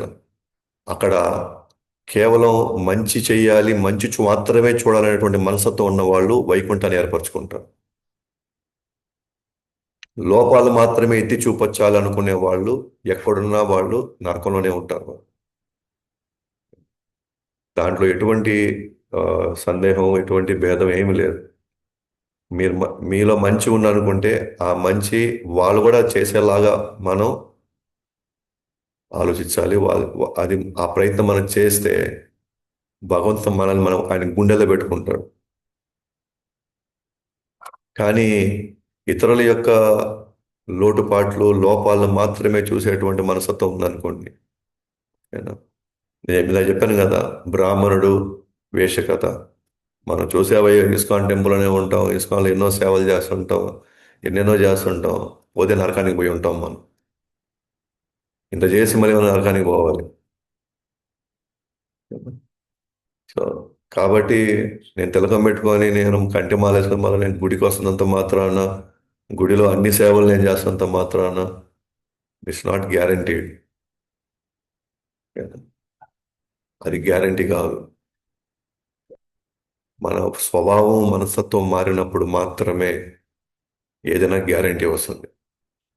అట్లా అని చెప్పేసి మా స్వభావం మంచిదే అనుకుంటే, నేను జపం చేయకపోయినా పర్వాలేదు, నేను సేవకు పోయినా పోకపోయినా పర్వాలేదు, నేను గుడికి పోయినా పర్వాలేదు, నేను లోపల మాత్రం నేను సచ్చరిత్రుడిని, లోపలంతా ఒకటే ఉందంటే మనం నిజంగా అంత మంచి లోపల కూడా ఉంటే మనం జపం చేయకుండా ఉండం, మనం కృష్ణ కథ రాకుండా ఉండం. మన నిజంగా అంత మంచి లోపలగానే ఉంటే మన సేవ చేయకుండా ఉండం మనం. ఎందుకంటే లోపల అంత మంచి ఉంటే ఇవన్నీ మంచి పనులు అన్నప్పుడు ఇవన్నీ మంచి చేస్తాం కదా అప్పుడు. మరి వీటిని ఎందుకు పక్కన పెడతాం అప్పుడు? ఈ అవసరం లేదని మనం ఎందుకు అనుకుంటాం? సో బాహ్యము ప్లస్ అంతర్గతం రెండు కరెక్ట్గా ఉండాలి. అప్పుడు అంతర్గతంగా చేయవలసింది చేసుకుంటూ బాహ్యంగా చేయాల్సిన వాడు చేసుకుంటే దెన్ అతను పర్ఫెక్ట్ వైష్ణవుడు అనమాట. అదే వైష్ణవులు బాహ్యంగాను అందంగా బాగా కనిపించాలి. ఓకేనా? అలాగే అంతర్గతం కూడా బాగా కనిపించాలి. రెండు అయితేనే తను ఇక్కడ నుంచి ఇక్కడ అతను వైకుంఠం చేసుకుంటాడు, వెళ్ళేది కూడా వైకుంఠానికి వెళ్తాడు. అతను ఎక్కడుంటే అది వైకుంఠం అవుతుంది. సో మిగతా క్లాసు నెక్స్ట్ క్లాస్ చూస్తాము. ఆ, పురంజని ఏ విధంగా ప్రతిస్పందిస్తుంది, ఆ తర్వాత వాళ్ళు ఎటువంటి నెక్స్ట్ జీవితాన్ని గడుపుతారు, ఇవన్నీ కూడా మనం చూస్తాం. గ్రంథరాజ్ శ్రీమద్ భాగవతం की जय, भगवद्वाणी श्रीमद् भगवद गीता की जय, जगत गुरु श्रील प्रभुपाद की जय, अनंत कोटि वैष्णव वृंद की जय, हिताय गौर प्रेमानंद।